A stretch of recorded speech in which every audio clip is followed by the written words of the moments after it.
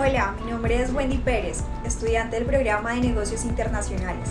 En este video les voy a hablar sobre el transporte terrestre. Viajar por tierra y transportar cargas y personas de un sitio a otro a través de ríos, montañas y grandes extensiones ha sido uno de los grandes problemas de la humanidad. Por eso, quizás desde un principio, el hombre empezó a utilizar métodos para facilitar sus desplazamientos en tiempo y comodidad. Primero con la atracción animal y más tarde con el invento del motor de vapor, hasta llegar a los más sofisticados sistemas de transporte que tenemos en la actualidad. Los primeros vehículos. Las primeras ruedas estaban hechas de discos macizos construidos con unas tablas que estaban unidas por unos clavos de cabeza ancha. Cuando se unieron dos ruedas a una plataforma con un simple eje, fue cuando se construyó el primer vehículo de la historia. Este solo tenía dos ruedas de ejes fijos. En el Renacimiento se introdujo la suspensión en los carros, que en un principio consistió en listones de madera que sostenían el eje. La suspensión se hacía con tiras de cuero y las ruedas de atrás eran más grandes que las de adelante para poder girar sin chocar con la caja. A partir de ese momento, los carruajes se diversificaron mucho. Este desarrollo agilizó las comunicaciones, impulsó el comercio y fue esencial para la colonización de los nuevos territorios. Pero la revolución industrial permitió incorporar otras formas de energía que facilitaron el desarrollo de nuevos vehículos y el perfeccionamiento de los ya existentes. La revolución industrial. En el siglo XIX se construyó la primera máquina de vapor. Esta máquina demostró que las ruedas lisas podían ir sobre raíles lisos y además podían arrastrar vagones con grandes cargas. En 1830 se construyó la primera línea de ferrocarril entre Liverpool y Manchester. A partir de ese entonces, los trenes se desarrollaron rápidamente y sus vías se extendieron por todos los países. El ferrocarril suponía un transporte y un medio de comunicación rápido, cómodo y barato, tanto de mercancías como de personas, y por eso se extendió rápidamente por todo el mundo. El siguiente paso fue abordar el problema del transporte urbano. A finales del siglo XIX empezaron a funcionar los trenes eléctricos.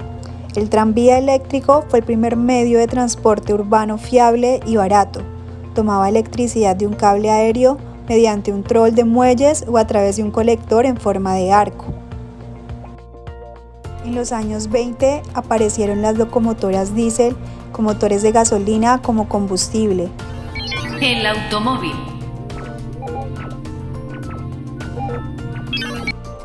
Este triciclo motorizado es el primer automóvil construido por Carl Benz en 1885. Un año más tarde, Daimler construyó el primer automóvil de 4 ruedas, el Panhard Levassor. De 1894 tenía el motor en la parte delantera, poseía embrague, cambio de marchas y propulsión a las ruedas traseras. Los coches actuales todavía tienen estos mismos elementos. Los inventos automovilísticos se sucedieron rápidamente, pero estos modelos pioneros costaban una fortuna. El modelo americano Forte era fácil de conducir y de mantener. Se hizo asequible el automóvil a mucha gente, se hacía en cadena y se vendieron más de 15 millones de unidades. Con el paso de los años, se fueron construyendo modelos cada vez más aerodinámicos. A lo largo del siglo XX ha aumentado tanto la demanda de automóviles que se han convertido en vehículos relativamente baratos.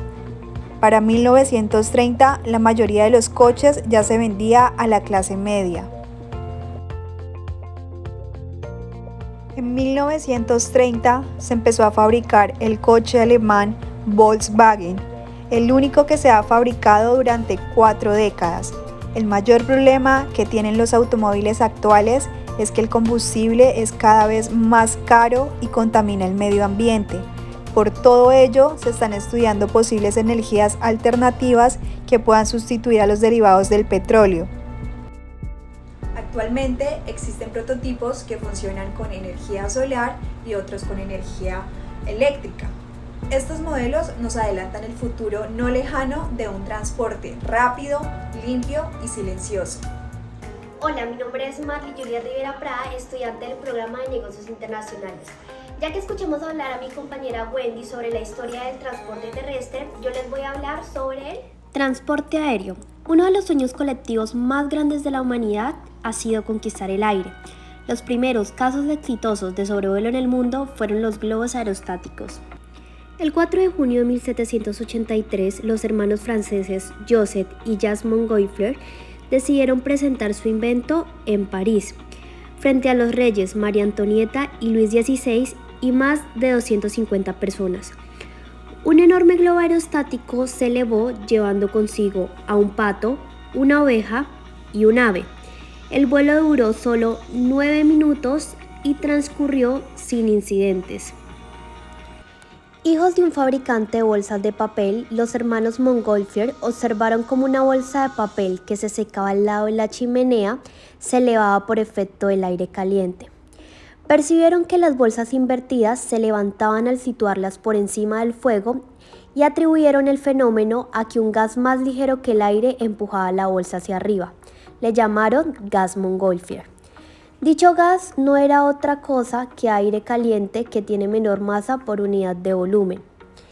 En noviembre del mismo año repitieron la demostración, pero ahora con pasajeros humanos. Los primeros astronautas fueron el físico Pilator y el marqués de Alarcán, quienes subieron voluntariamente en lugar de 2 rehenes elegidos para el experimento.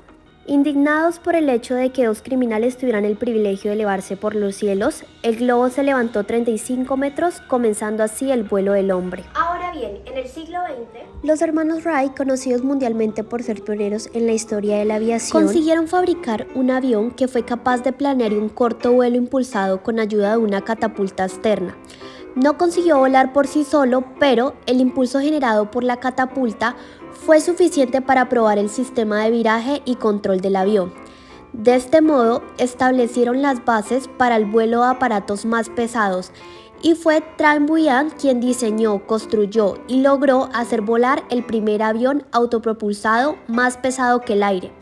De aquí en adelante, la evolución de las aeronaves fue extremadamente lenta. Solo a partir de la Primera Guerra Mundial surgieron los aviones propulsados por hélice. Su desarrollo llegó de la mano de la Segunda Guerra Mundial, cuando los propulsores de los aviones se hicieron más grandes y eficientes, pero no fue hasta la segunda mitad del siglo pasado cuando despegó por completo el desarrollo de las aeronaves y la industria consiguió fabricar aviones tan rápidos como la velocidad del sonido. Características del transporte internacional de mercancías. Transporte marítimo. Es el medio más adecuado para transportar grandes volúmenes a largas distancias. Podría decirse que casi el 90% de las mercancías transportadas es por este medio. Transporte aéreo. Es el más rápido y seguro y su coste es superior al de otros medios. Transporte por carretera. Es el único que realiza el transporte puerta a puerta y transporta desde pequeños paquetes hasta grandes volúmenes. Transporte ferroviario. Al igual que el marítimo, es recomendable para transportar mercancías con grandes pesos y volúmenes. Transporte multimodal. Se le conoce por este nombre porque combina más de un medio de transporte. Aunque se utilice más de un medio, toda la operación la contrata un solo operador. Tradicionalmente hay 5 elementos que destacan en la planificación de rutas internacionales, como lo son las necesidades de la carga, el tiempo estimado de la ruta, los obstáculos en las rutas, las vías alternativas y las necesidades administrativas. Son los sistemas para la movilización utilizados en el traslado de la mercancía desde el punto de origen al punto de destino. Por ejemplo, hablamos de modo de transporte, si nos referimos a terrestre, marítimo o aéreo. Y ahora, ¿qué es un medio de transporte? Son los diferentes elementos físicos que se utilizan en los modos para movilizar la mercancía. Para finalizar, yo les voy a hablar de la clasificación de los puertos de carga y mi compañera de los aeropuertos.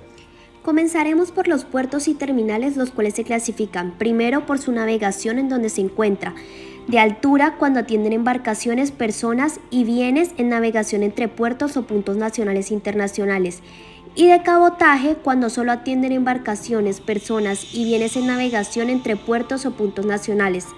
Segundo, por sus instalaciones y servicios, en donde están comerciales cuando se dediquen al manejo de mercancías o de pasajeros de tráfico marítimo, industriales cuando se dediquen al manejo de bienes relacionados con industrias establecidas en la zona del puerto terminal, pesqueros cuando se dediquen al manejo de embarcaciones y productos específicos de la captura y de proceso de la industria pesquera, y finalmente turísticos cuando se dediquen a la actividad de cruceros turísticos y marines. Los aviones utilizados en este tipo de transporte, si bien muchos son similares a los aviones de pasajeros, tienen sus particularidades y según el modelo pueden lograr transportar hasta más de 100 toneladas por viaje.